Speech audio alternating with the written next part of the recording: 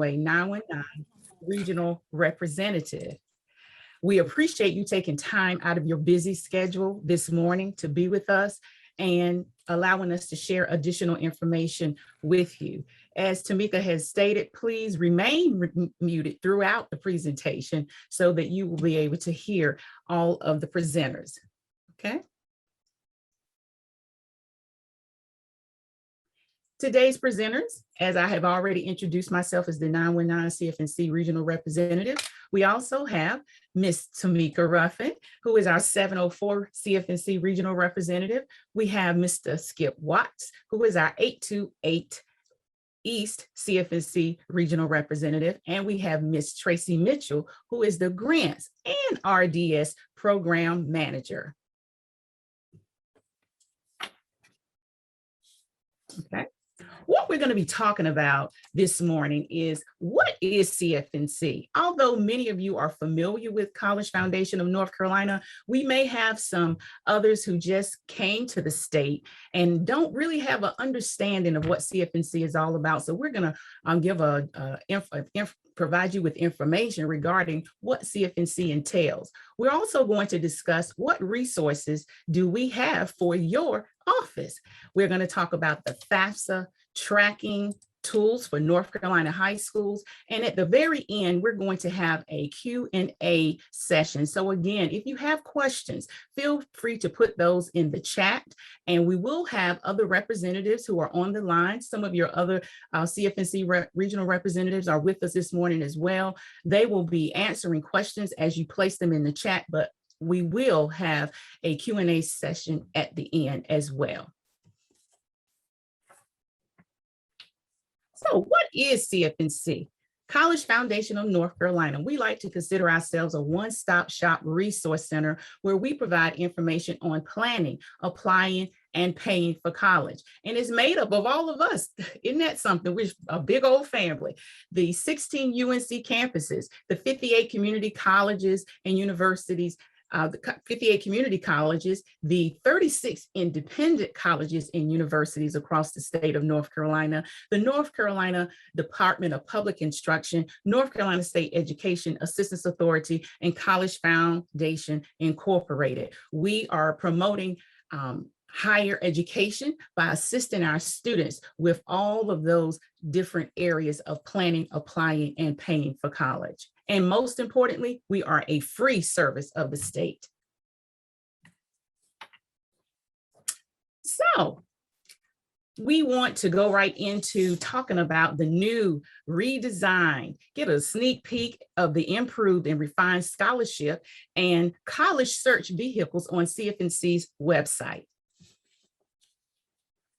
The improved scholarship search is more powerful filters that make it much easier to find relevant scholarship information. We also have, as you can see, different types of views where you can view by card view or a table view, which provides specific details. We consider it to be a lot more seamless. You can search by county, eligible populations, college type, employment populations, North Carolina residents required or not, U.S. citizenship required or not. Also, you can specify what award amount you're looking for in your scholarship. The deadline date is geared primarily toward North Carolina residents attending North Carolina schools, colleges, and universities. And Ms. Tamika, will you go back to that other? Yes, that improved scholarship search, you're able to search colleges by key facts such as college type, distant, program type, student population, cost and financial aid, academics, admissions, entrance difficulty, ACT scores. You can also search scholarships, colleges, nationally. So it's defaulted on the state of North Carolina, but you can search colleges across the country. So we're really excited about that, particularly when we're working with our students. They want to be in different parts of the state, and we're able to show them where those colleges are actually located on the map across the state of North Carolina. Okay. And then, of course, we now have information, as I said before, about the scholarship search. I got a little bit ahead of myself because I'm so excited about how students can narrow down their choices in looking at the scholarships. As I said before, they're geared primarily toward North Carolina residents attending a North Carolina school. So therefore, the chances of them getting these scholarships are going to be far greater because they're only competing with their peers, although we want them to search for scholarships, institutional or what have you, but these scholarships are geared to students by resident. So I hope that you will definitely direct your students to our vehicles on our websites where they can search scholarships that they can continue to be able to use the monies to pay for post-secondary studies. I am now going to pass this baton over to Mr. Skip Watts, who will begin talking to you about financial literacy and loan repayment tools. Thank you for your time and your attention. Thank you, Soretta. I really appreciate that. I'm going to discuss some other tools on CFNC and the Pay for College side of the website, because I believe financial aid professionals can really benefit not only from that scholarship search and your ability to relay that information to your students, but also some of these financial literacy and loan repayment tools that we started to initiate on CFNC.org. So first and foremost, we've initiated a new program called the NC Assist Loan. I'm sure everybody in attendance is aware.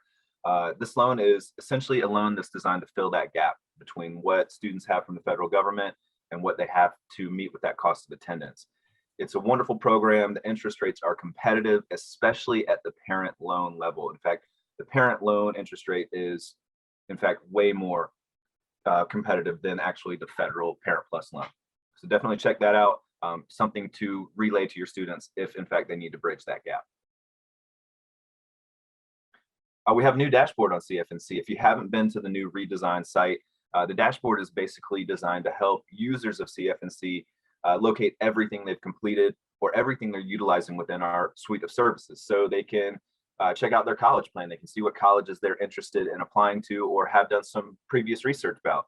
They can check out their career plan. If they've taken part in any of our interest assessments, they can see exactly what their results were by clicking on that tab. If you're an education professional, maybe you're working in a high school or maybe even in a financial aid office, you can use a lot of the tools in the education professional tab.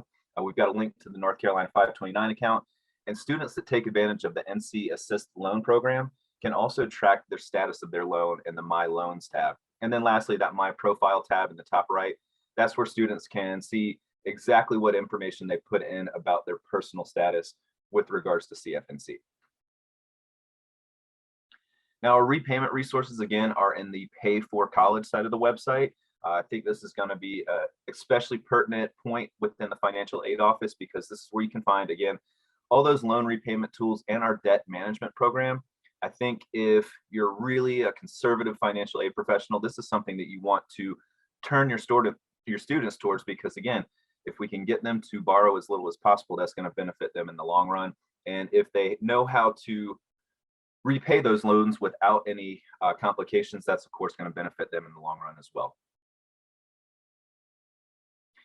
We do have our financial literacy course, which is continually getting more and more robust. Currently, students can use it at the high school level or the college level.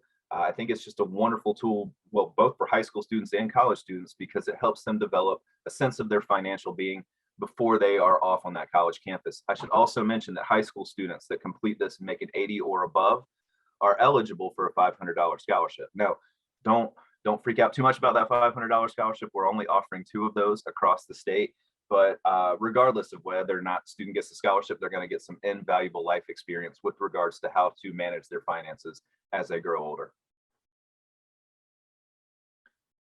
Now, again, we have the $500 scholarship. If you're ever interested in sending any of your students towards our financial basics course, again, it's in the Pay for College side of the website. So definitely take advantage of it, because, again, that $500 scholarship is enticing. But more importantly, we want to give our students the tools they'll need to be successful in college and afterwards. You can see here some of the courses that we have in our financial basics program.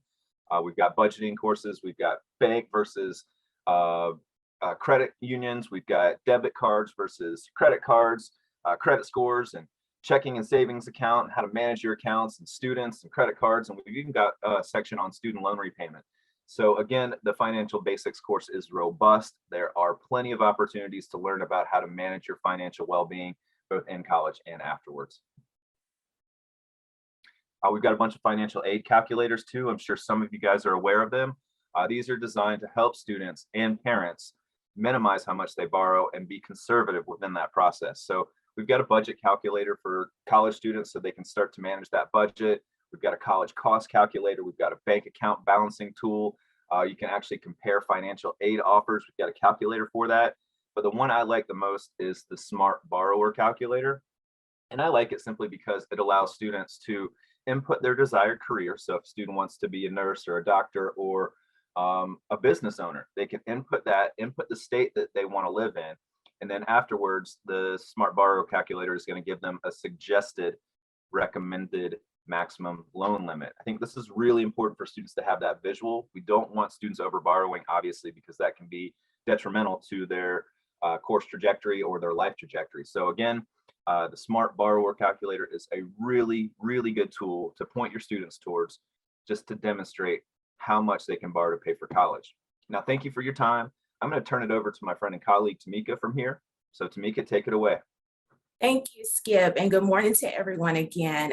One of the things that we want to make sure you're also aware of, so besides us having tools on our website that can come help you with the students that you're working with the scholarships and all of our loan repayment and sort of financial literacy tools, we are also trying to work with all of our high schools here in North Carolina to get the counselors in the schools to help you get FAFSAs completed. So for students to get them done earlier, and then also for them to get all the documents that they need. So there are several tools that we do for high schools here in North Carolina.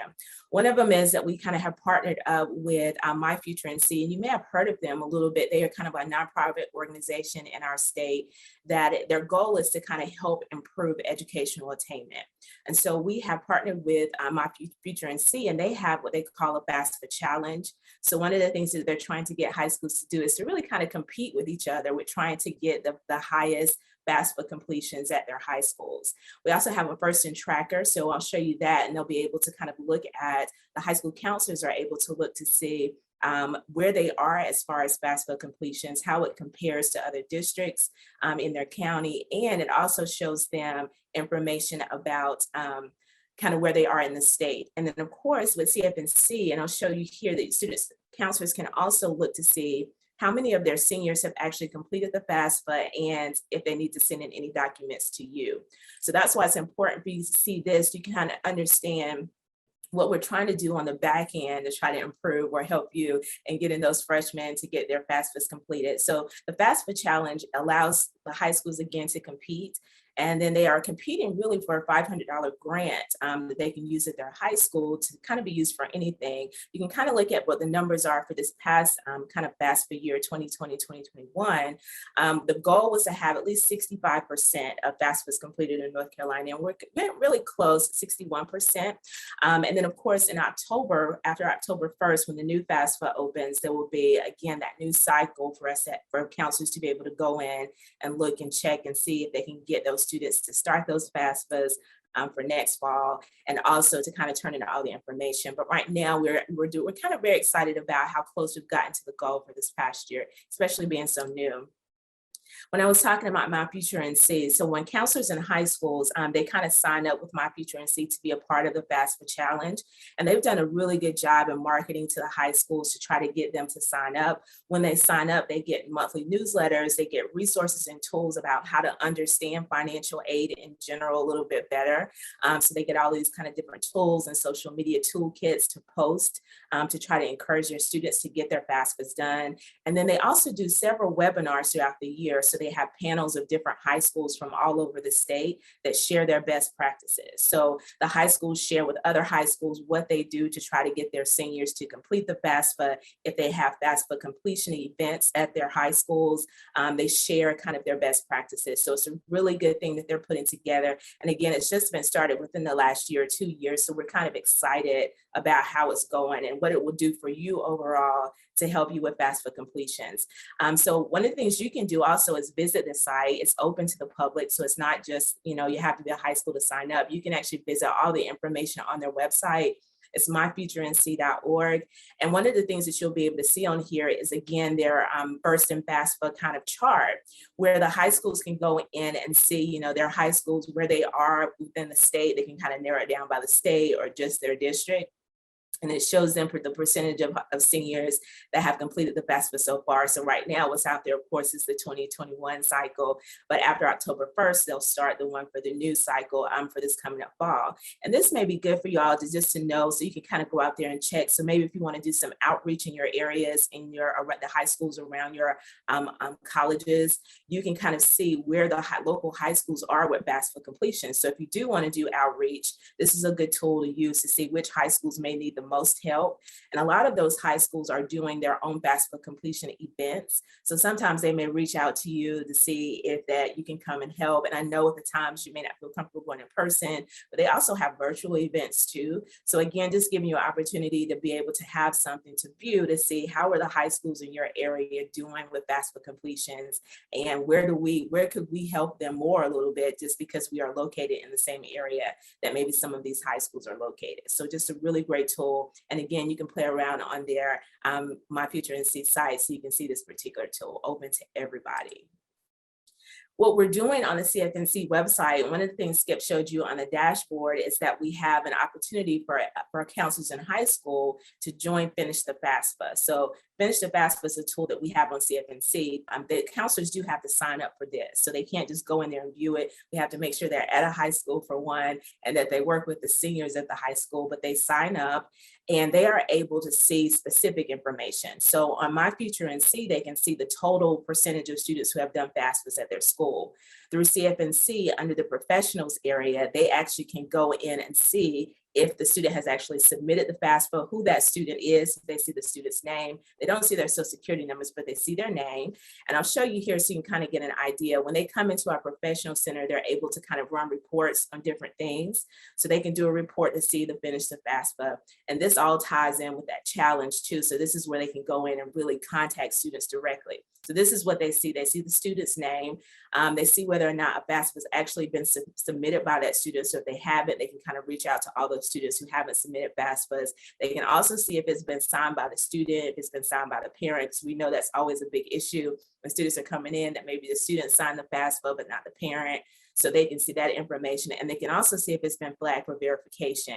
And this is really important, I know, for what you do, because you're trying to get these documents from those new freshmen and you need help doing that. And so that's what this tool does, is it encourages the counselors to be able to see why the student hasn't gotten an offer yet from a school, if they've been flagged for verification, and they're trying to push those seniors to get it done.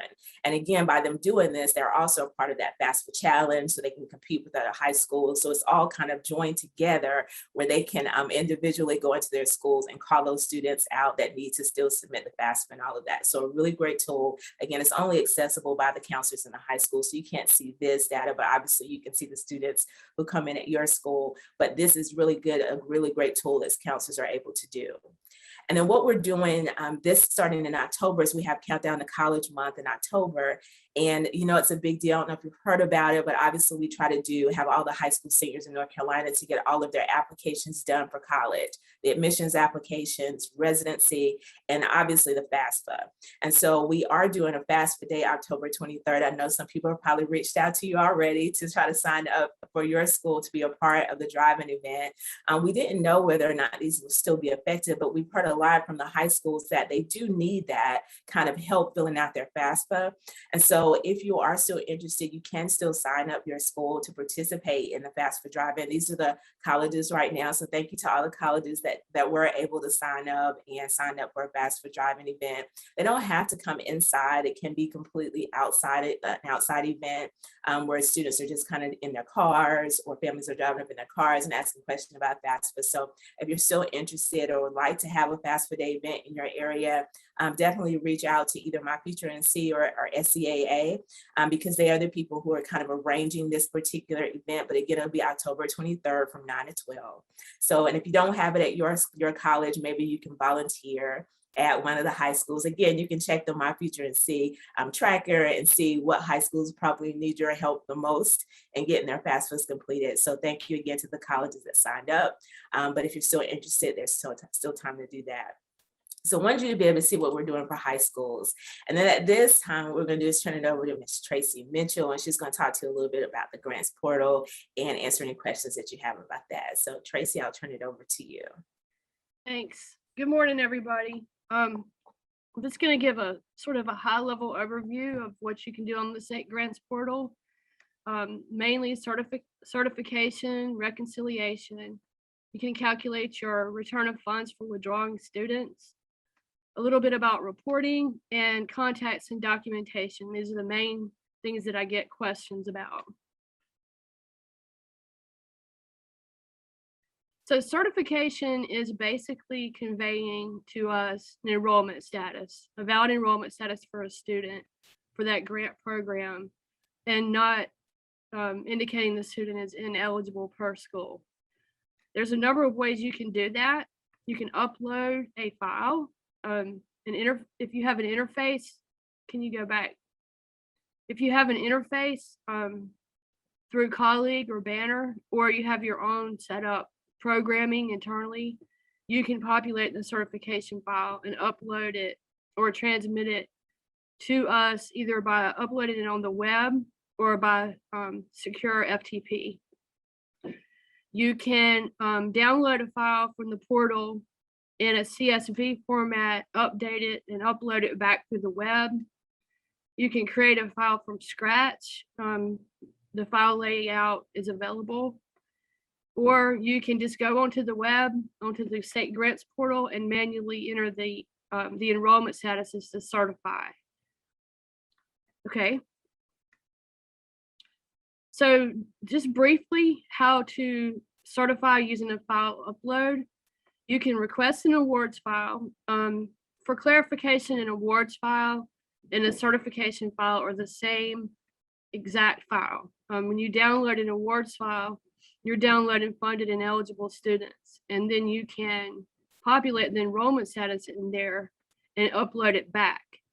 So you can request the file using the request awards file button. It's available on a couple different screens within the portal.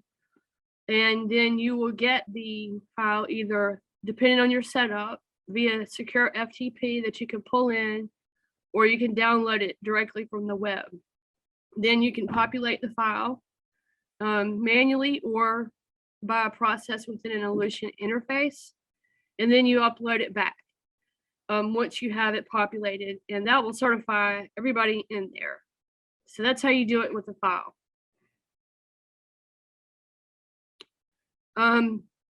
For the next topic we get a lot about is the reconciliation. I say this all the time, reconcile frequently if you're doing this, if you're administering state grants for your school, reconcile all the time, because what always happens is the end of the year comes, we close out, and then colleges realize that they disperse funds to a student that we never sent. And at that point, it's too late, and the student, either the student or the college is out those funds. There's a number of different ways that you can get assistance on the portal with reconciliation. These reports, these screens, disbursements by date is just going to show you as first a summary level of each program and dollar amount you got at different dates, and then within those dates you can drill down to the detail. Adjustment batches shows you funds that are due back according to the information we have on the portal. So you want to look at that and make sure that you are going to send those funds back, or if not, that you'll correct the student's record so that it's not showing due back. Adjustment inquiry is another way to show all the it shows all the adjustments, whether they've been posted, sent back, or they're pending, along with, if they've been posted, the school check number that was used to post that adjustment. The check screen is going to show you all of the checks, or if you send back money electronically, transactions, and it'll show each one the amount, and then you can drill down to see who was posted on that check. Combined disbursements is another report. This one has programming within interfaces to reconcile. So you can, even if you don't have an interface, you can still use the report because it'll show everybody's disbursement amounts, and you can run it showing either only posted adjustments or pending adjustments.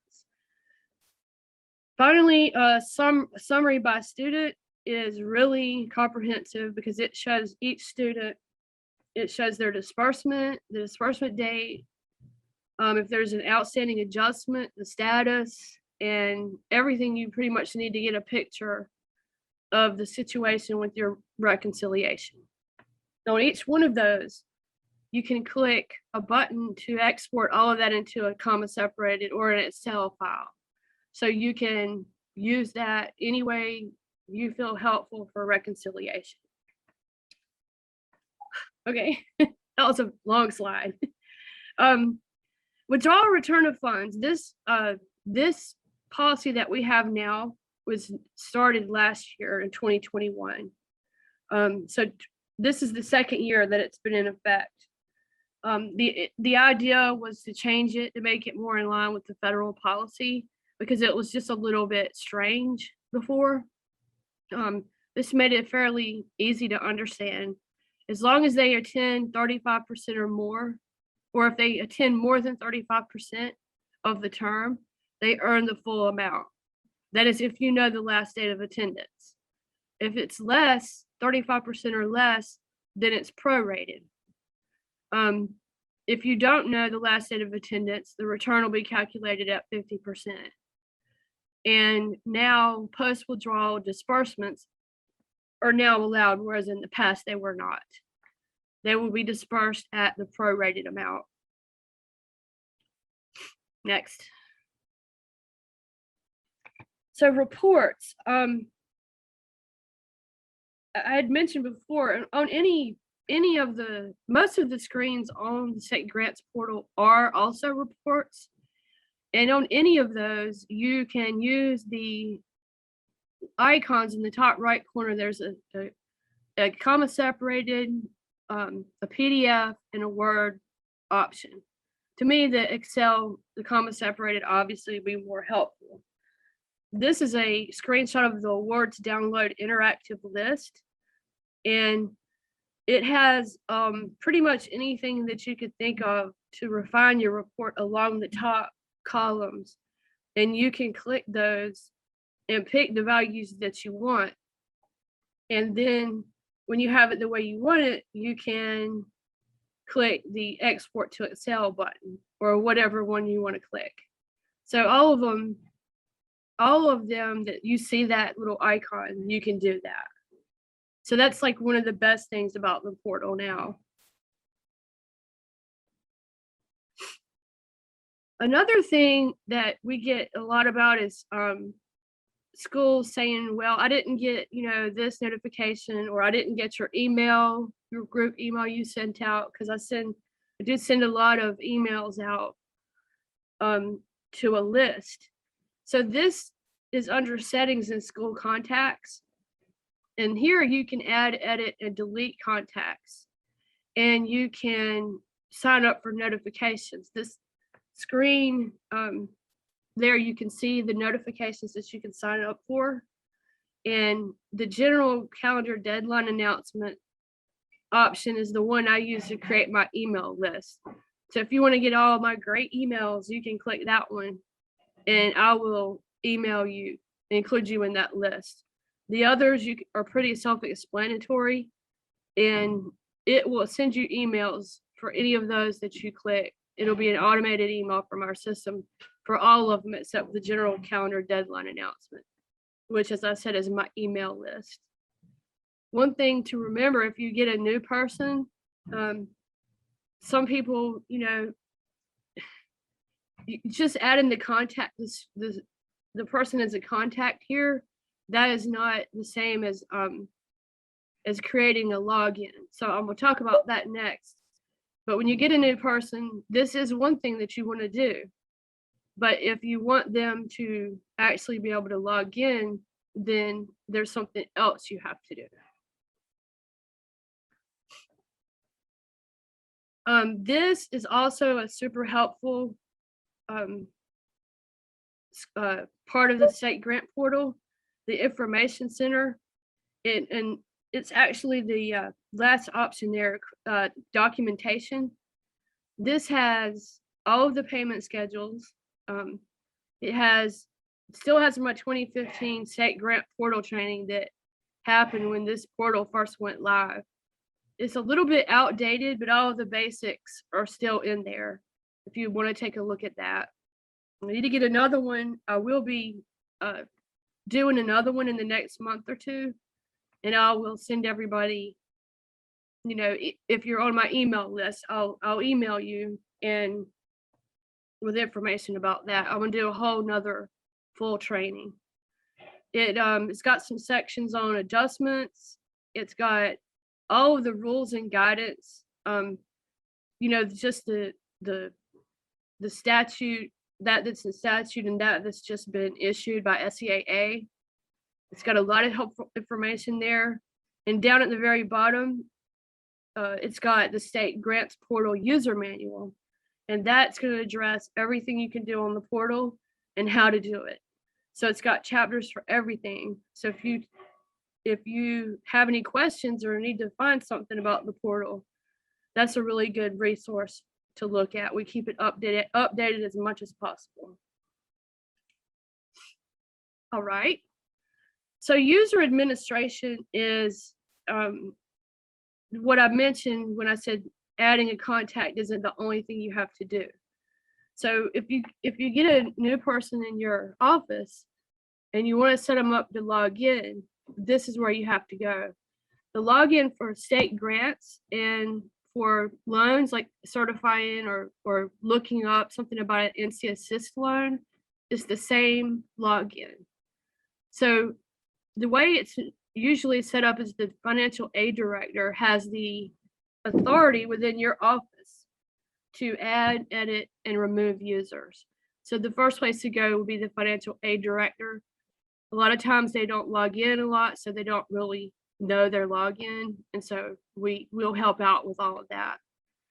If somebody forgot their password, they can also reset and re-enable accounts for the office.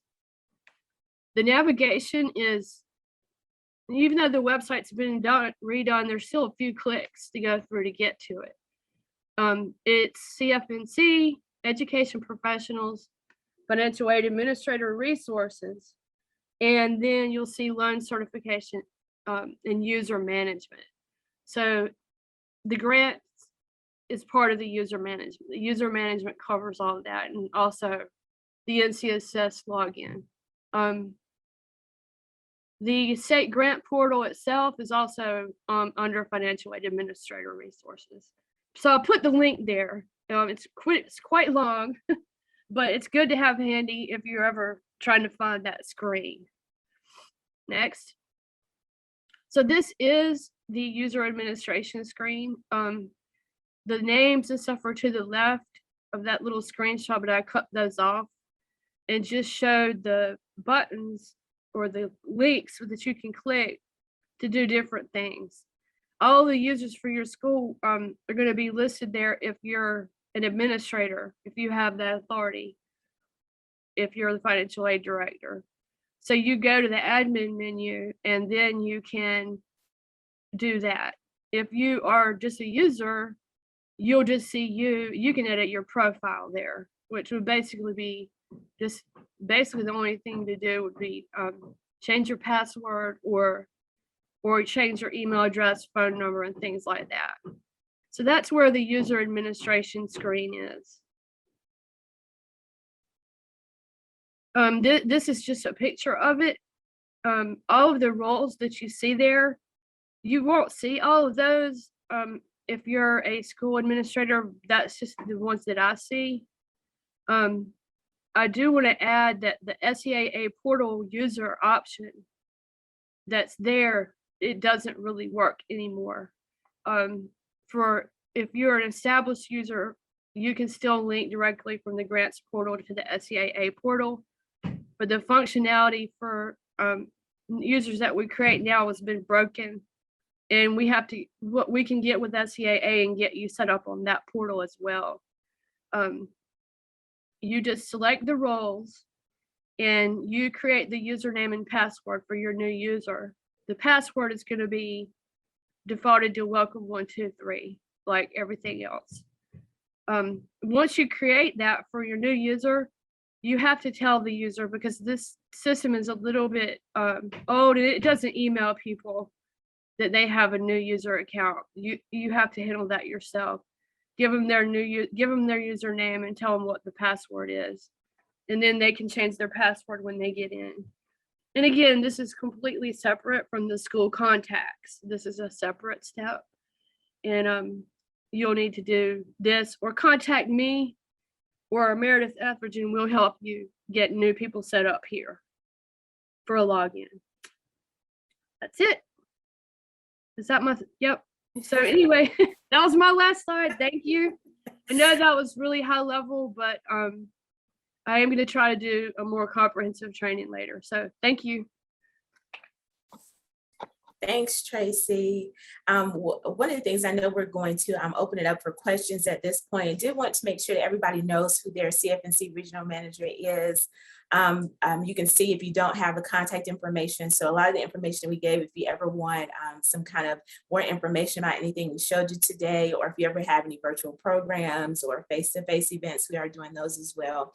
Any loan repayment or financial literacy programs that you may be doing at your school, open houses, orientations, even any office updates and trainings. Maybe you're the only person from your office today, but you'd like for your whole office to be able to hear some of this information. We can definitely do office updates and trainings with your offices. So if you don't know who your contact is, definitely reach out to your local regional representative.